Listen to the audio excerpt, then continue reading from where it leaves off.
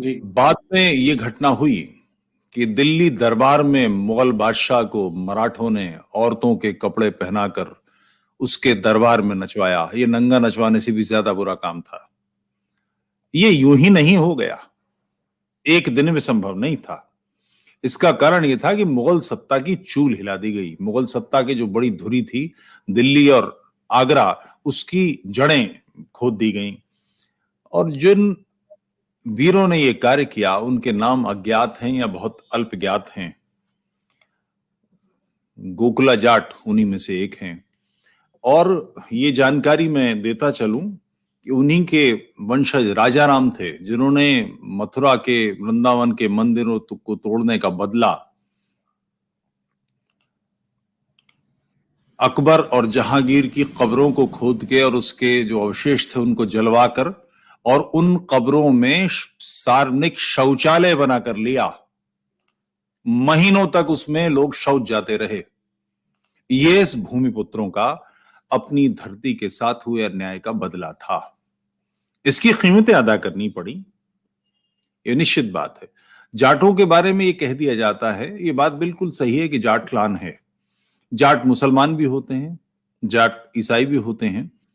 और पूर्वजों के बारे में इस पे कई किताबें हैं।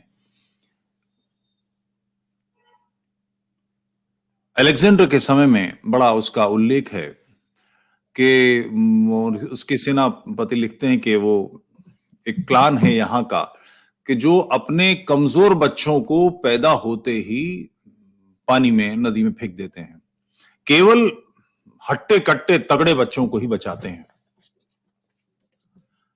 संभवतः ये जाट थे। संभवतः इसलिए कह रहा हूं कि जाट नाम से नहीं है, मगर ऐसी जिजीविषा के अपना क्लान मजबूत रखना है। और इन्होंने अलेक्जेंडर के नाकों चने चबा दिए थे।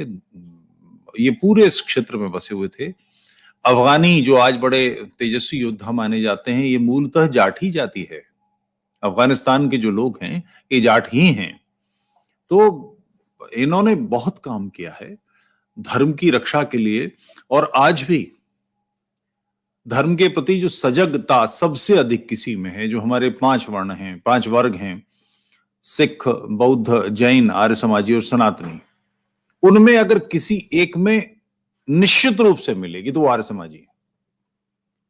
और आर्य समाज का जो गढ़ है या जो बचा खुचा कार्य है वो पश्चिम उत्तर प्रदेश, राजस्थान में है, और पश्चिम उत्तर प्रदेश और हरियाणा में है।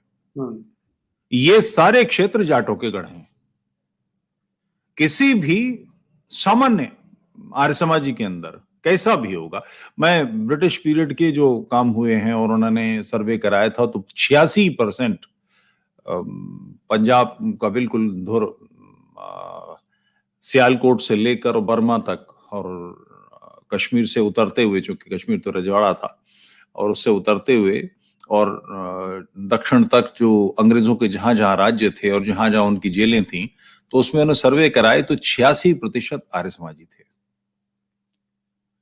तो ये जो आर्य समाजी हैं, ये अधिकतम जाटों में ही बचा है। उसका कारण ये है कि समाज के प्रति जागरूकता, जूझने की भावना, और वो स्त्री पुरुषों में उनमें बराबर में है।